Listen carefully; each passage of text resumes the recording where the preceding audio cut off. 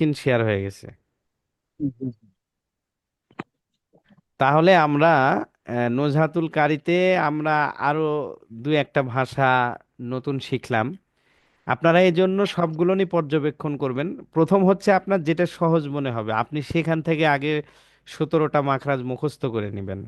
ঠিক আছে?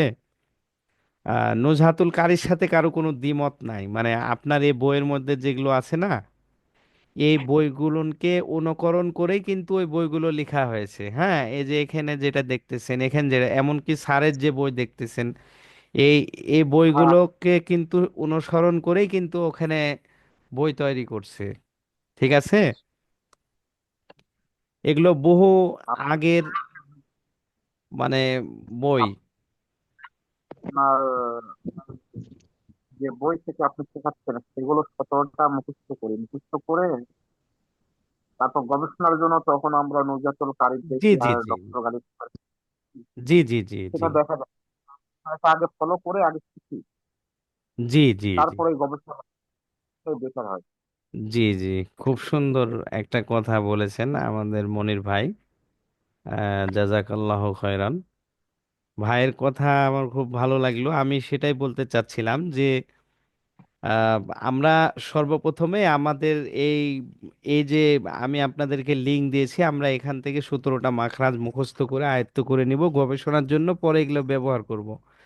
তবে এইটা আমার জীবনের প্রথম বই। আমি যখন মক্তবে পড়াশোনা করি, আনুমানিক 2002 সাল হইতে পারে, 2002 সাল। ঠিক আছে? তখন আমি এই নজহাতুল বইটা পড়ি, এবং নজহাতুল এই কারির এই বই থেকেই কিন্তু আমি মুখস্থ করছিলাম এই মাখরাজগুলো, এবং আমার তাজবিদের মূল শিক্ষা কিন্তু এই নজহাতুল কারি বই থেকেই। এবং আহলে হাদিসের কওমি মাদ্রাসাতে এই বইটা পড়ানো হয়। ঠিক আছে? এই নজহাতুল কারি আর হানাফিদেরও পড়ানো হয়। এই বইটার মূল বই মানে মূল ভাষা হচ্ছে উর্দু। এটা বাংলা তরজমা করা আছে।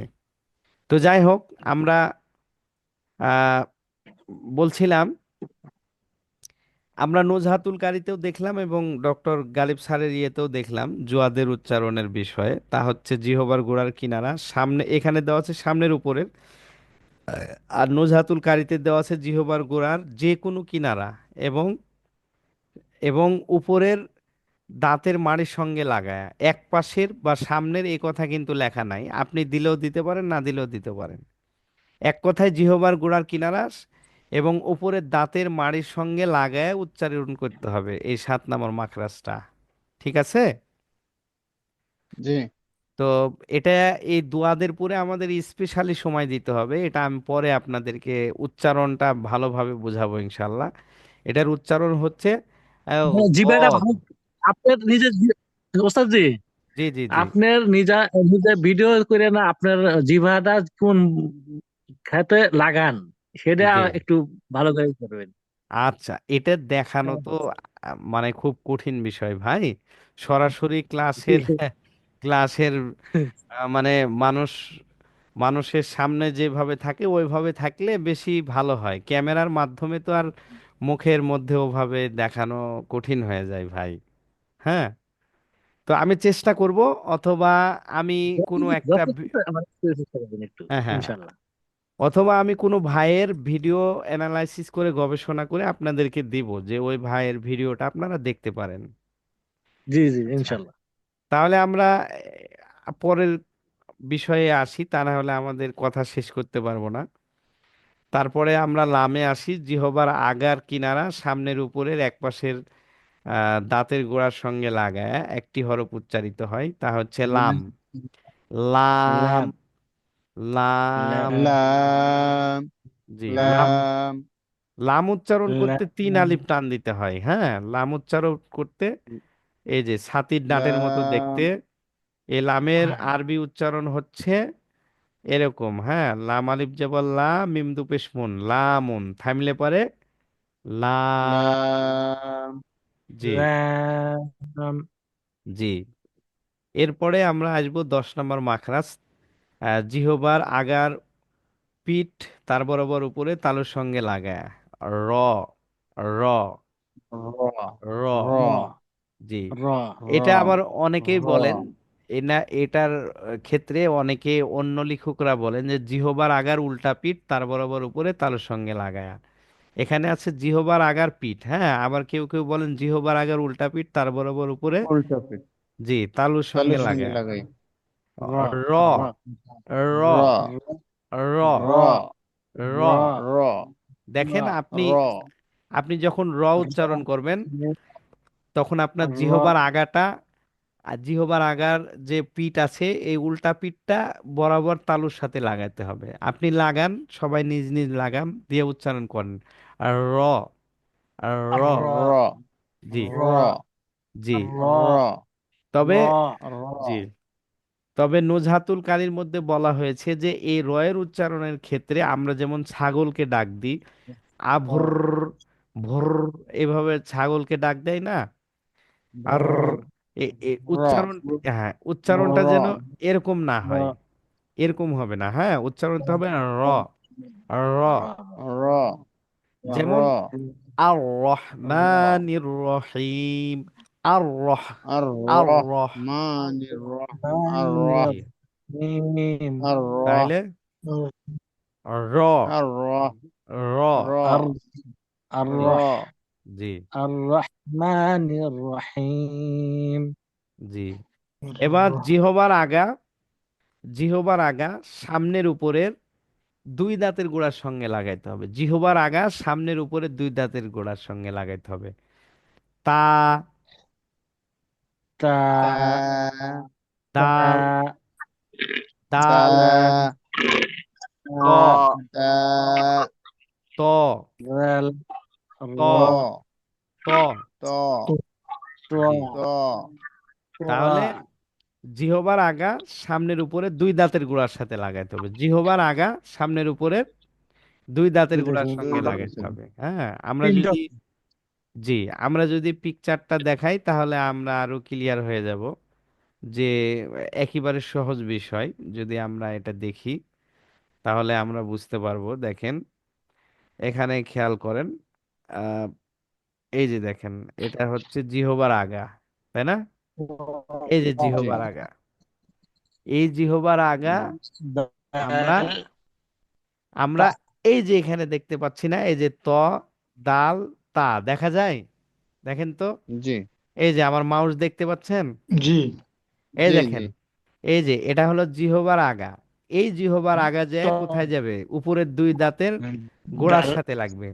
দিয়ে উচ্চারণ হবে ত, ত তা ত দা, দাল, ত ডাল দাল তা, তা হুম, ডাল ত, ত তা দাল, দাল তা তা, তা জি, ক্লিয়ার। তাহলে জিহবার আঘাত সামনের উপরে দুই দাঁতের গোড়ার সঙ্গে লাগায় কয়টা হরফ উচ্চারিত হয়? তিনটি, ডাল তিনটি তিনটি তিনটি।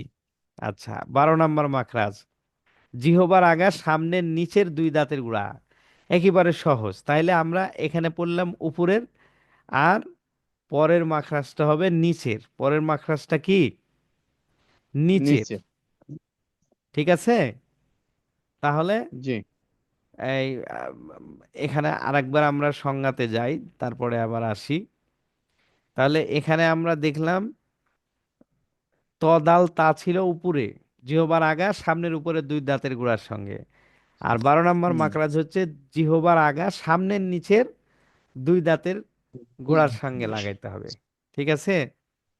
যা, জি যা, এই যে যা, যা যা যা সিন, সিন এই যে যা, তিন সিন, যা সদ, তিন তিন সদ, সদ জি, সাদ সদ যা, সাদ যা সিন, যা যা সিন সদ, তিন সদ, সাদ সদ জি। সাদ সদ ভাষাগুলো কি খুব কঠিন মনে হচ্ছে? একটার না না সাথে না এটা একটা, একটার সাথে আর একটার মিল আছে। এখানে হলো জিহবার আগা সামনের উপরে দুই দাঁতের গোড়ার সঙ্গে লাগা, পরেরটা হলো জিহবার আগা সামনের নিচের দুই দাঁতের গোড়ার সঙ্গে লাগা। মানে এটা করলে পরে পরেরটা হয়ে যাচ্ছে, তাই না? জি। তারপরে 13 নম্বর মাখরাজ, জিহ্বার আগা সামনের উপরে দুই দাঁতের গোড়ার আগার সঙ্গে লাগা। সা, হা, জাল, সা, জাল, জাল, জ, জাল, জ, জ, জ, জ, জ, জি। জ, এবার 14 নম্বর মাখরাজ, নিচের ঠোঁটের পেট সামনের উপরের দুই দাঁতের আগার সঙ্গে লাগায়। নিচের ঠোঁটের পেট, ঠোঁটের পেট নিচের ঠোঁটের পেট আর উপরের দুই দাঁতের আগার সঙ্গে লাগায়, একেবারে সহজ। ফা, ফা, ফা, ফা, ফা, ফা, ফা, ফা, জি। ফ, ফা, ফ একারে বাংলাতে উচ্চারণ হচ্ছে ফ একারে ফা। ফা, এই যে এখানে দেখা যাচ্ছে, দেখেন, ফা, এই এই যে ফা দেখা যাচ্ছে, জিহবার আগা দেখেন জি। এখান থেকে যাচ্ছে, এই যে জিহবার আগা, তাই না? এখান থেকে যাচ্ছে জিহবার আগা এবং সামনের নিচের দুই দাঁতের গোড়ার সঙ্গে লাগা, একটু নিচের ঠোঁটের পেট, তাই না? এই যে দেখেন, ফা, ফা, দাঁতের বাইরে গেছে। ফা, সামনের উপরে দাঁত, দুই দাঁত নিচের ঠোঁটের পেটে ঠোঁটের পেট, লাগাইতে হবে। ফা, ফা, ফা, ফা। ফা, ফা, বাংলা উচ্চারণ হচ্ছে ফয়াকারে ফা। ফা, বাংলাতে কি? ফা, এখানে ফা, এই যে নিচের ঠোঁটের পেট সামনের উপরে দুই দাঁতের আগা, সামনের দুই দাঁতের আগা আর নিচের ঠোঁটের পেট, ফা, ফা, ফা, ফা, জি। ফা, মিম, আর দুই, আর তিনটা হলে আমাদের হয়ে যাবে। 15 নম্বর মাখরাজ, দুই ঠোঁট হতে, দুই, এই যে দুই ঠোঁট হতে উচ্চারিত ওয়াও, দুই হয়, ঠোঁট একবারে হতে, সহজ, দুই ঠোঁট হতে, দুই দুই ঠোঁট ঠোঁট হতে। হতে উচ্চারিত হয়। ওয়াও, 15 নম্বর মাস। ওয়াও, ওয়াও, ওয়াও, ওয়াও, বা, বা, বা, বা, বা, বা, মিম, মিম, বা, মিম, মিম, তাহলে ওয়াও, ও, ওয়াও, বা, বা, বা, বা, মিম, মিম, মিম, জি। মিম, এবার 16 নম্বর মাখরাজ, মুখের খালি জায়গায় উচ্চারিত হয়, মুখের খালি জায়গা থেকে। আলিফ, ওয়াও, আলিফ, আলিফ, আলিফ, আলিফ, ওয়াও, ওয়াও, ইয়া, আলিফ, আলিফ, ওয়াও, আলিফ, ওয়াও, ওয়াও, আলিফ, ইয়া, ওয়াও, ইয়া, ইয়া, একবারে সহজ। এবং এবং এই তিনটিকে বলা হয় মাদের হরফ। এই তিনটিকে কি বলা হয়? মাদের মাদের হরফ। হরফ, মাদের হরফ। মাদ মানে দীর্ঘ করা, মানে আলিফ, ওয়াও, ইয়া, এই তিনটা হচ্ছে 16 নম্বর মাখরাজ এবং এই তিনটাকে কি বলা হয়? এই মাদের তিন হরফ, মাদের হরফ বলা হয়। আচ্ছা, এবার 17 নম্বর মাখরাজ, নাকের বাসি হতে গুন্না উচ্চারিত হয়। ঠিক আছে? জি, নাকের বাসি হতে গুন্না না, উচ্চারিত হয়। ইন্না, না, আন্না, আম, আম্মা, এখানে তাসদিদটা উঠে গেছে, হ্যাঁ। না, আমরা আম্মা, মা, স্যারের দেখি তো 16 এবং 17 নম্বরে কি বলে।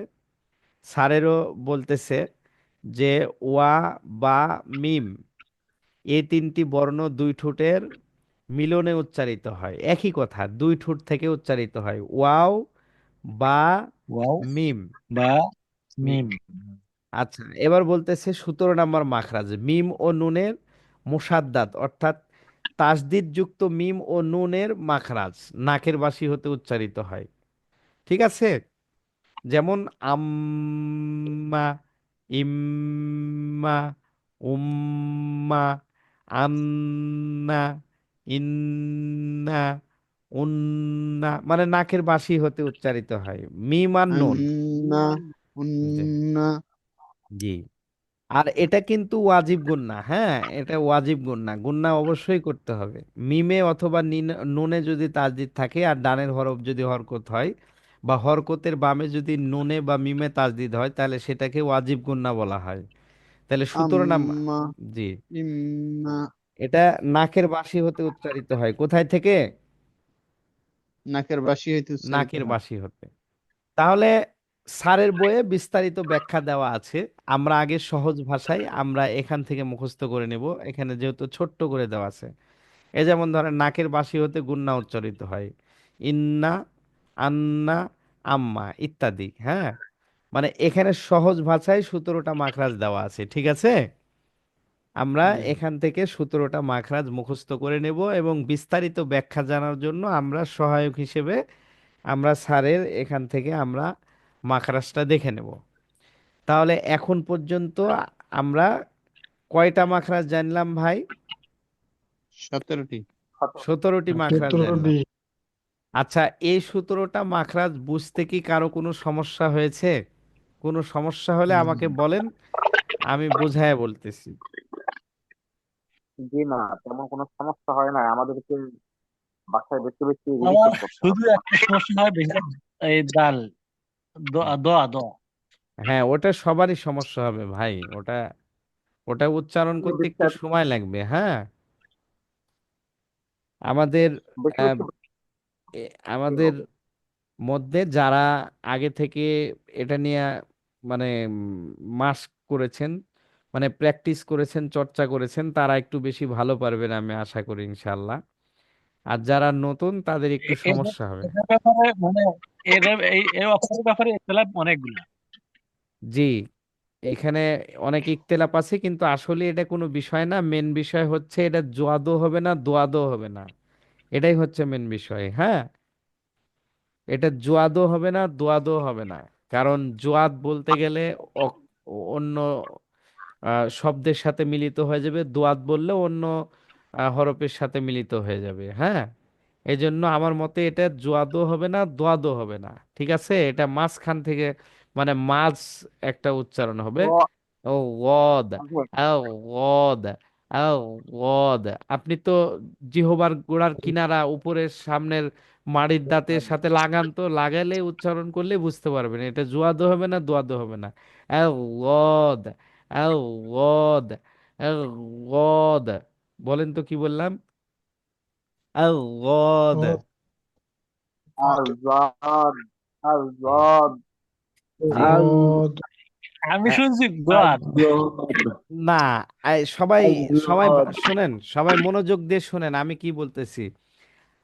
ওয়াদ, ওয়াদ, ওয়াদ। আচ্ছা, বলেন তো আমার কি জোয়াদ হয়েছে না মানে দোয়াদ হয়েছে? দুটার মধ্যে কি এক মানে জোয়াদ বা দোয়াদ কি স্পষ্ট হচ্ছে? আমার কাছে আমার কাছে স্পষ্ট হইতেছে আর গোয়াদ। না না না, দোয়াদ হচ্ছে না। ওয়াদ, আজাদ, ওয়াদ, ওয়াদ। আজাদ। الضاد. হ্যাঁ, আব্দুল গাফফার ভাইয়েরটা অনেক সুন্দর হচ্ছে। আব্দুল গাফফার ভাই বলেন তো।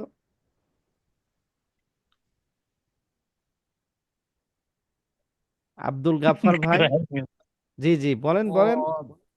জি غاد. জি, এই যে আবার বলেন। غاد.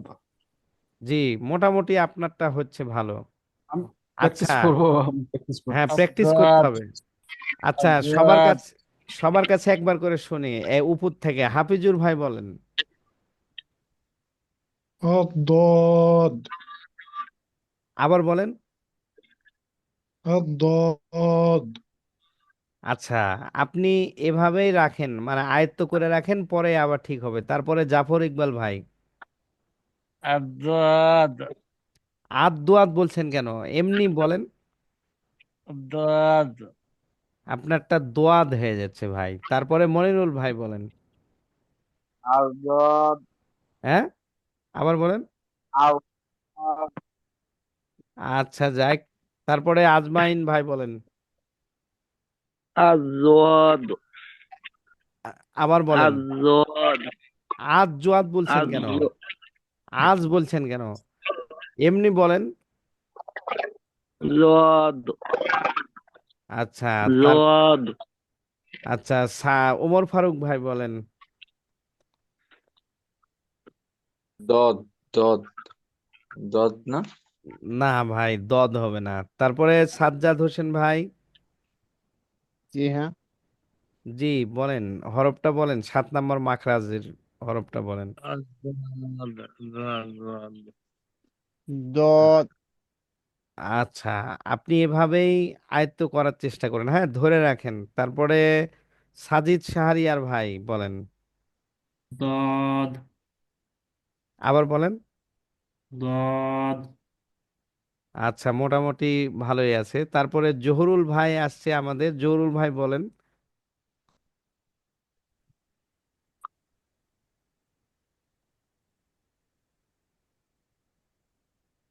আচ্ছা, জহুরুল ভাই বলেন।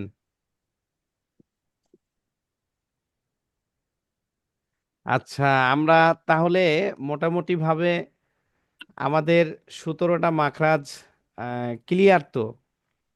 তালেন আচ্ছা, আমার সাথে দদ সাথে আমরা আবার শুরু থেকে শেষ পর্যন্ত, জহুরুল ভাই বলতেছে আমি পিসিতে আছি।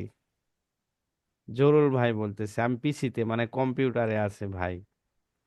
তো আমরা আবার হরফগুলো একবার করে উচ্চারণ করি। 1 নম্বর মাখরাজ, হ্যাঁ, হা, হামজা অথবা হামজা, হা। হামজা হা حمزة ها হুম। হা আইন, হা। حمزة عين আইন ها হা حمزة عين গ- 3 নম্বর মাখরাজ, গইন, খ। غين আইন খ 4 নম্বর মাখরাজ, কফ। قاف কফ জি, কফে, قاف কফ উচ্চারণ করতে কয় আলিফ লাগে ভাই, কয় আলিফ লাগবে বলেন তো?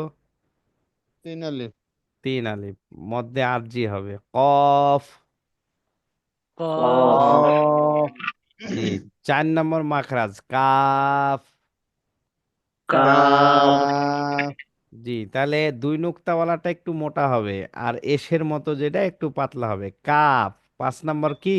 قاف কাফ কাফ। কাফ قاف এরপরে 6 নম্বর কাফ মাখরাজ, জিম, জিম ميم শিন ইয়া। ইয়া يا জিম উচ্চারণ করতে 3 আলিফ, শিন উচ্চারণ করতে 3 আলিফ, ইয়া উচ্চারণ করতে 1 আলিফ। তাহলে কি হবে? জিম। জিম جيم মোটা হবে, হ্যাঁ। ميم জিহ্বার মধ্যখান তার বরাবর উপরে ميم তালুর সঙ্গে লাগাইতে হবে। জিম, জিম শিন। شين জি, শিন তাল, তালব্য শয়ে দীর্ঘী দন্ত্যান্ন, শিন। شين শিন ইয়া, ইয়া ইয়া। ইয়া জি, ইয়া ইয়া এবার আমাদের ইয়া সেই পেঁচালা কঠিন যেই হরফ, ও, বদ, আও, ওদ। ضاد الضاد আচ্ছা, الضاد আচ্ছা, ضاد যে যেভাবে পারেন ওইভাবে নিয়ে রাখেন, ইনশাল্লাহ আমাদের ضاد আস্তে আস্তে ঠিক হবে, হ্যাঁ। তবে এটা মাথায় ضاد রাখবেন, এটা জোয়াদো হবে না, দোয়াদো হবে না, মাঝখান হবে, ওদ, আও, ওদ। ضاد জি, ضاد ضاد তারপরে 8 নম্বর, লাম। লাম, لام লাম উচ্চারণ করতে কয় আলিফ লাগে? তিন আলিফ 3 আলিফ 3 আলিফ। আচ্ছা, নুন, নুন নুন নুন, নুন নুন নুন উচ্চারণ করতে কয় আলিফ লাগবে? তিন 4 আলিফ আলিফ 4 আলিফ। এটা 3 আলিফ 3 আলিফ লাগবে, এটার মধ্যে আরজি। 4 আলিফ না, 3 আলিফ। তিন 3 আলিফ নুন। নুন নুন জি, তারপরে 10 নম্বর, র।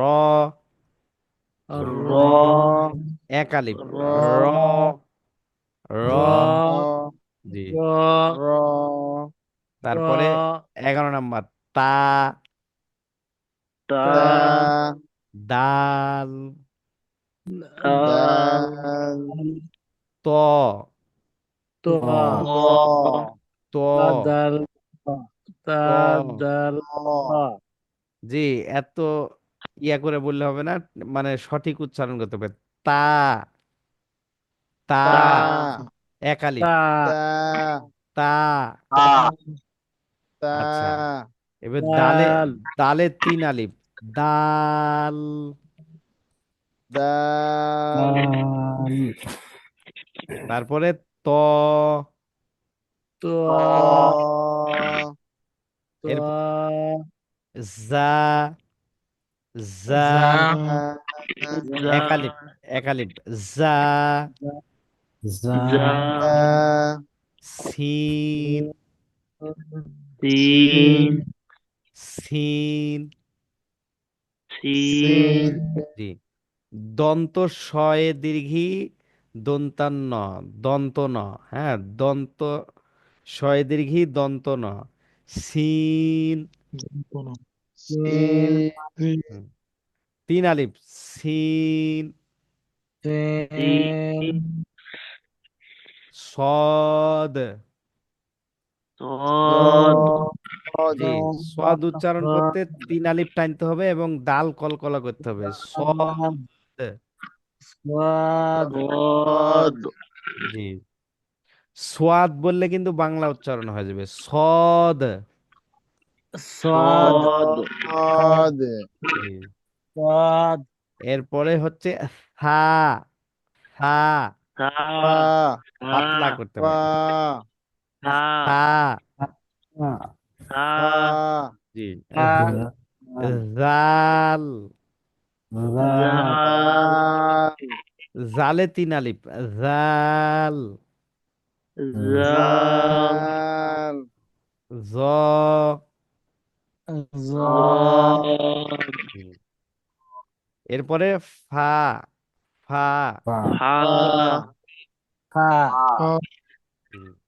ফা তারপরে মিম, মিম তিন আলিফ, মিম 3 আলিফ, মিম, মিম বা, বা বা হুম, ওয়াও, ওয়াও জি। তারপরে ইন্না, ইন্না আন্না, আন্না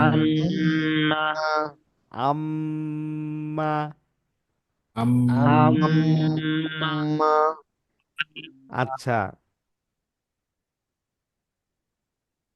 এখানে 1 থেকে 17 নাম্বার যে মাখরাজের ভাষাগুলো আছে, এটা কি খুব কঠিন মনে হয় ভাই? না। না, এর এর কঠিন মনে হয় না, কঠিন একটাই মনে হয় খালি শুধু। ওই যেটা 7 নাম্বার ওইটা না?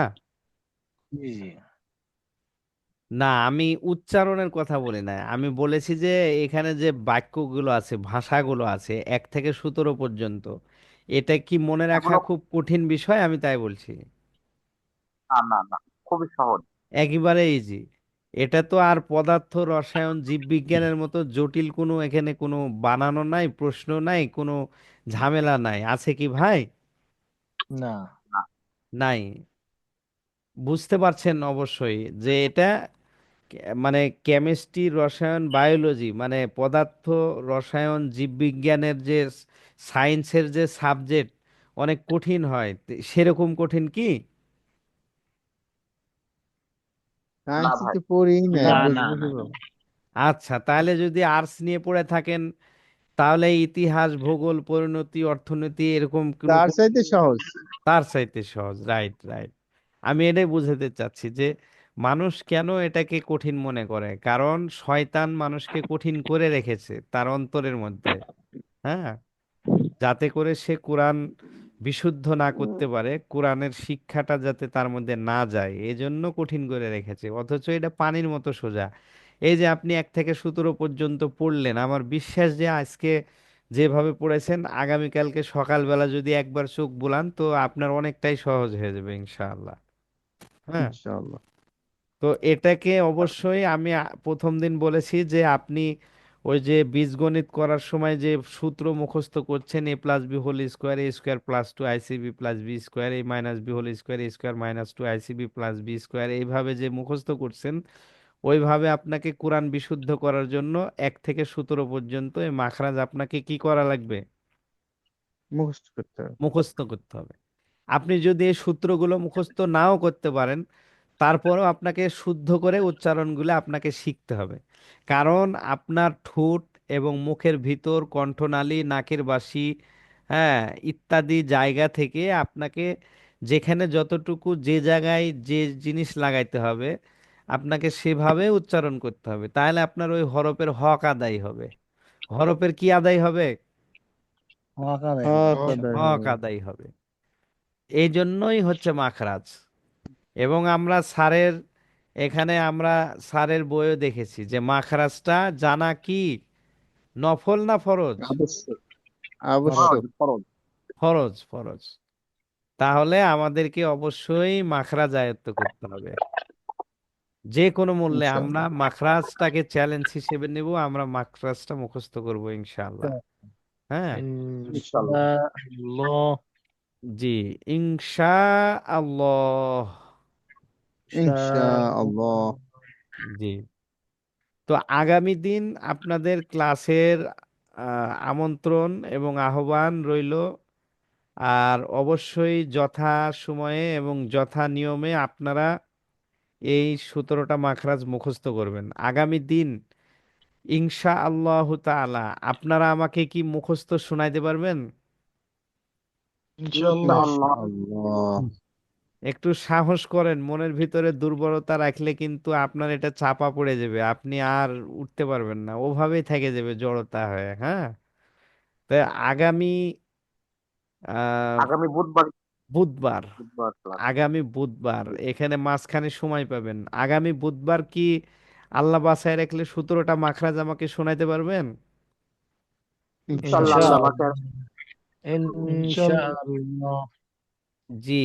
তাহলে আমি সবার কাছে, যারা যারা আজকে ক্লাসে অংশগ্রহণ করেছেন, আমি সবার কাছে আগামী বুধবার আমি এই মাখরাজ চাই, মাখরাজ নিব ইনশাল্লাহ।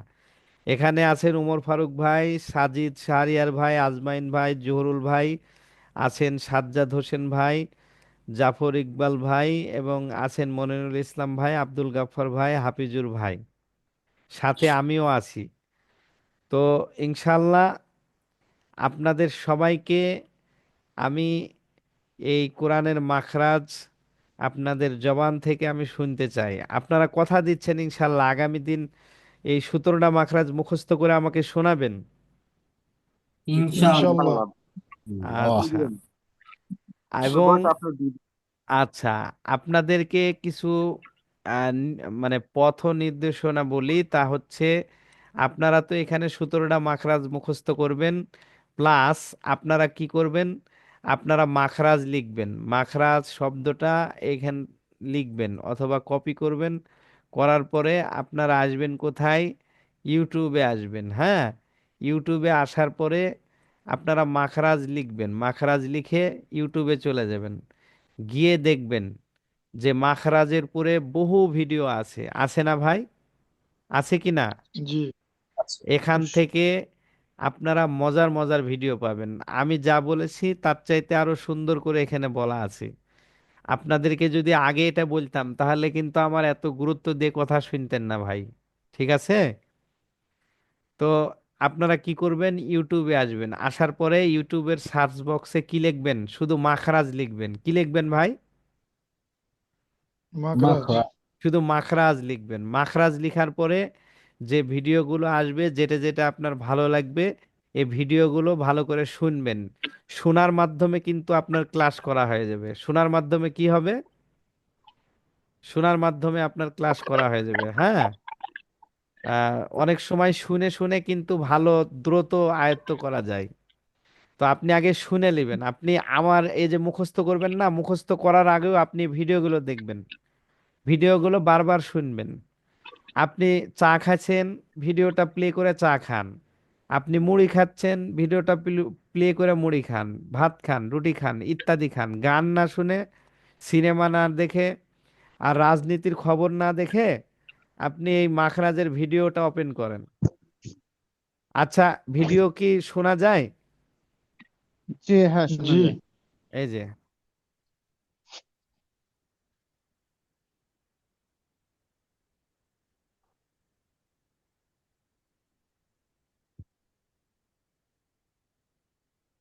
শোনা যায় না। ও আপনার কথা শোনা যায়, ভিডিও এমনি ওইগুলি আচ্ছা আচ্ছা শোনা আচ্ছা যায় না। আচ্ছা। এই তো তাহলে সেটাই আমি চেক করছিলাম। তাহলে আমার কথা শোনা যায়, বাট এই ভিডিওর সাউন্ড শুনতে পাচ্ছেন না। কোনো হয়তো টেকনিক্যাল এখনো কোনো বিষয় আছে যেটা সেটিং দিতে হবে, ওটা আমি হয়তো জানি না। তো যাই হোক, এটা আবার ইয়া হয় আপনার ওই গুগল মিটে ক্লাস নিলে গুগল মিট থেকে কিন্তু শোনা যায়, হ্যাঁ। তো যাই হোক, আপনারা ইউটিউবে এসে মাখরাজ লিখবেন, লিখে যে ভিডিওগুলো ওপেন হবে আপনার যেটা ভালো লাগবে, হ্যাঁ, এ- খুব খুব সুন্দর করে দেওয়া আছে ভিডিওগুলো, আপনারা দেখে নেবেন। হ্যাঁ, এক একজন এক একটা জি ইনশাল্লাহ। স্টাইলে, হ্যাঁ, এক একজন এক একটা স্টাইলে সুন্দর করে ভিডিওটা তৈরি করেছে। হ্যাঁ, আপনারা এই ভিডিওগুলো দেখবেন। এই যে সামনে বুধবারের আগে আপনারা রাজনীতির খবর, খেলাধুলা বা কোনো গান বাজনা, হাসি ঠাট্টা বা নাটক, সিনেমা ইত্যাদি থেকে আহ, এই আউল ফাউল সময় নষ্ট না করে আপনারা কি করবেন, আপনারা এই কোরআন শিক্ষার উদ্দেশ্য, আল্লাহর মহাগ্রন্থ আল কোরআনুল কারীম বিশুদ্ধ করার জন্য আপনারা এই ভিডিওগুলো দেখবেন। এখানে যা যা বলবে তা তা শুনবেন। আপনি যখন শুনবেন, শোনার মাধ্যমে কিন্তু আপনার এটা মুখস্থ করা সহজ হয়ে যাবে। বুঝছেন, এটা একটা টেকনিক। আপনার হয়তো বিরক্ত লাগতেছে যে 1 থেকে 17টা মাখরাজ আমি কিভাবে মুখস্থ করব, এটা মনে হয় খুব কঠিন। আসলেই কঠিন না, একেবারে সহজ। হ্যাঁ, তো আমি বলবো যে এটা মুখস্থ করার আগে প্রথম কাজ হচ্ছে আপনি মাখরাজ লিখে ইউটিউবে যাবেন। ইউটিউব থেকে যে ভিডিওগুলো আসবে সিরিয়ালে, যে ভিডিওগুলো আপনার ভালো লাগবে, এই ভিডিওগুলো আপনি দেখবেন, দেখবেন আর শুনবেন। কয়েকবার দেখে শোনার পরে তারপরে আপনি এখানে মুখস্থ করতে আসবেন, তাহলে দেখবেন যে 5-10 মিনিটের মধ্যেই আপনার এই 17টা মাখরাজ মুখস্থ হয়ে যাবে। টেকনিকটা কি বুঝতে পেরেছেন ভাই? জি জি। আচ্ছা, ইনশাল্লাহ। তাহলে আজকে এ পর্যন্তই। আল্লাহ আপনাদের সবাইকে ভালো রাখুন, সুস্থ রাখুন। দেখা হবে আবার পরবর্তী ভিডিওতে ইনশাআল্লাহ। পরবর্তী আমরা ক্লাসে আবার সবাই একত্রিত হব। আহ সুবহানাকা আল্লাহুম্মা ওয়া বিহামদিকা আশহাদু আল্লা ইলাহা ইল্লা আনতা আস্তাগফিরুকা ওয়া আতুবু ইলাইক। যেহেতু সময় শেষ হয়ে গেছে ওই জন্য আমি দ্রুত কথাটা শেষ করলাম। হ্যাঁ, আল্লাহ হাফিজ, আসসালামু আলাইকুম। আসসালামু আলাইকুম। ওয়া আলাইকুম আসসালাম ওয়া রাহমাতুল্লাহ।